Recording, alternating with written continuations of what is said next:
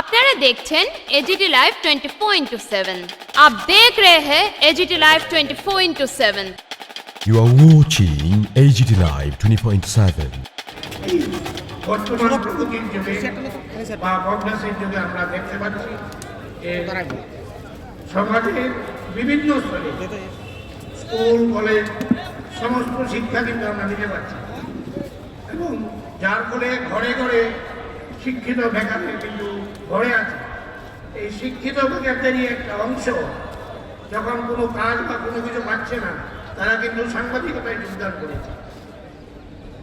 সরকারের জন্য স্বাভাবিকভাবে দায়িত্ব যে তাদের জন্য যেহেতু আমরা চাকরিও দিতে পারছি না, তারা যেহেতু একটা মহান প্রফেশন করছে, সরকার তাদের সহযোগিতা করার নৈতিক কর্তব্য আমি মনে করি। এবং পাশাপাশি যে বেকার সমস্যা আসছে, এখন যে বেকার সমস্যা আসছে, এটা একটা মহামারীর শেষ দিচ্ছে। কারণ সরকারের আজকে যারা শিক্ষিত বেকার হয়ে গেছে, তারা ব্যবসাও করতে পারবে না, কারণ ব্যবসাটাও মাল্টিন্যাশনাল কোম্পানির পুষ্টিভূত হয়ে গেছে। তাহলে এই যুবকরা যাবে কোথায়? আমি সরকারের কাছে আবার বলব, যেটা বামফ্রন্ট সরকারও করে নাই, বর্তমান সরকার কিন্তু এই ধরনের শিক্ষিত বেকারদের জন্য কিছু করছে না, বা আমাদের সাংবাদিক ভাইদের জন্য কিছু করতে পারছে না। আর পাশাপাশি আমি একটা জিনিস বারবারই বলবো, আমার পূর্ববর্তী বক্তারা বলে গেছেন যে আমাদের এই সাংবাদিক ভাইরা যখন রাত্রে কাজ করার পর বাড়িতে ফিরে নানা প্রতিবন্ধকতা আসে, শারীরিকভাবে নির্যাতন হয়, কিন্তু তার কিন্তু আমরা সরকারের তরফে কোনো অ্যাসুরেন্স পাচ্ছি না যে তাদের আমরা সিকিউরিটি আমরা দেখব। কারণ আমরা সরকারের বক্তব্যই আমরা বিভিন্ন পত্রপত্রিকে আমরা প্রকাশ করছি, সরকার এটা দেখবে না কেন? আজকে আমাদের সাংবাদিক ভাই বোনেরা, আমি আশা করবো তাদের সিকিউরিটি বা তাদের যে কোনো আর্থিক সহযোগিতা এবং তাদের কোনো পরিকল্পনা অবশ্যই জানা উচিত। এবং আমি সবচেয়ে বেশি আনন্দ দিন করছি যারা আজকে এই উদ্যোগটা নিয়েছে, আমি দুজনকে আমি সাধুবাদ জানাই। প্রতি বছর এই ধরনের সমাবেশ হওয়া উচিত।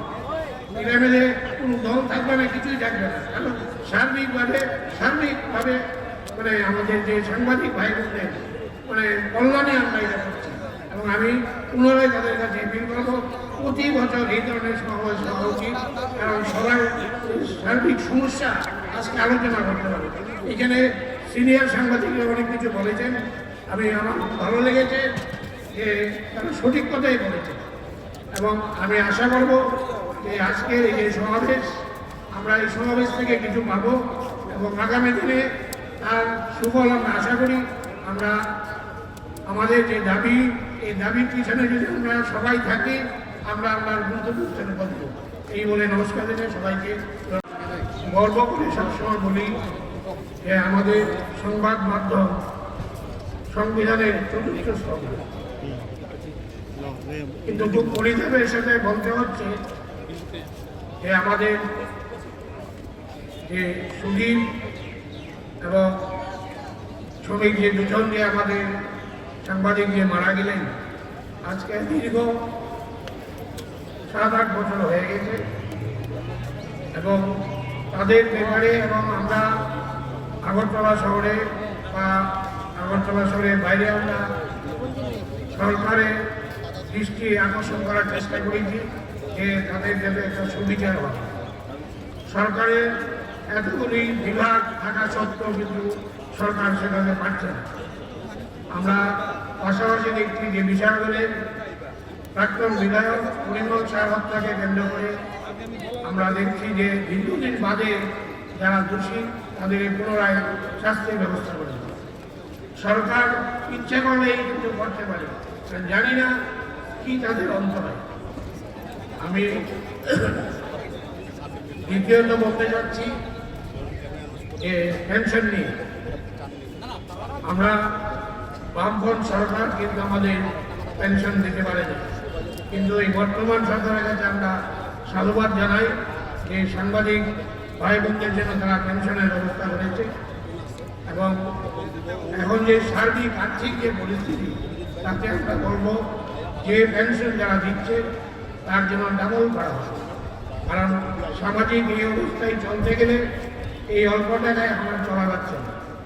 এবং এটা আমি মনে করি যে আমাদের সাংবাদিক ভাই বোনদের এটা ফিউচার সিকিউরিটি, তারা কাজ করতে তাদের মনোবল অনেক বৃদ্ধি পাবে। এবং পাশাপাশি আমি মানে একটা বিষয়ে খুব অনুভব করছি যে এই সরকার আসার পর আমাদের জন্য, সাংবাদিক ভাই বোনদের জন্য সরকার তার জায়গা আগরতলা হাইকোর্টের পশ্চাতে একটা জায়গা নির্ধারণ করা হয়েছে, কিন্তু আমলাতন্ত্রের কারণে তার যে মূল্য নির্ধারণ করা হয়েছে তা সাংবাদিক ভাইদের পক্ষে সম্ভব নয়। আর পাশাপাশি বামপন্থের সময় আমরা জানতে পারি যে আইএলএস একটা কোটি কোটি আইএলএসকে 1 টাকার বিনিময়ে 99 বছরের লিজে এই জমি হস্তান্তর করা হয়েছিল। এবং এই আইএলএস কোম্পানি তারা প্রজেক্ট সম্পূর্ণ হওয়ার পরে তারা সেন্ট্রাল গভর্নমেন্টের সাবসিডি পেয়েছিল 32 কোটি টাকা। তাহলে মানে বর্তমান সরকারের অসুবিধাটাকে বুঝতে পারতেছে না। আমাদের অধিকাংশই আমাদের গৃহহীন, আমরা বলছি না যারা গৃহহীন তাদের জন্য জায়গা দিতে কি সরকারের অসুবিধা? সরকারি খাত জায়গা দেবে। আমরা অবাক হচ্ছি যে এখনো সরকার এই ব্যাপারে কোনো সিদ্ধান্ত নিচ্ছে না। আর পাশাপাশি যারা আমাদের সাথে যারা রয়ে গেছে, আমাদের হকার ভাই বোনেরা, তাদেরকেও আমরা দেখতে পাচ্ছি তাদের যে আর্থিক যে অবস্থা বা গৃহহীন বলা যায়, সরকার তাদের জন্য আলাদাভাবে জমি দেওয়া উচিত। কারণ সব স্টেটে যারা ভূমিহীন আছে, ভূমিহীনের জন্য আলাদা জায়গা অ্যালটমেন্ট করা হয়। ত্রিপুরাতে কি অন্তরে বুঝি না, সরকার ভূমিহীনদের কেন দেবে না? আজকে যারা চা শ্রমিক ছিল তাদের জন্য জায়গা দিয়েছে, কিন্তু ওরা পাবে না কেন? এটা তো আমি মনে করি নাট্যতা কি। এবং আমি একটা এই সরকারের সিটিজেন, আমি সিটিজেন অফ ইন্ডিয়া বলছি, কিন্তু আমাকে বাসস্থান দেওয়ার, আমি বাসস্থান দাবি করতে পারি। আমি আর্থিকভাবে পিছিয়ে আছি, এই কারণে সরকারের কাছে দাবি করাটা খুব বৈধ। পাশাপাশি ये न्यूज़ कंटेंट देखने के लिए शुक्रिया। अगर आपका कोई सुझाव है तो हमें कमेंट कीजिए, सब्सक्राइब कीजिए AGT Live 24/7। Thanks for watching AGT Live 24/7.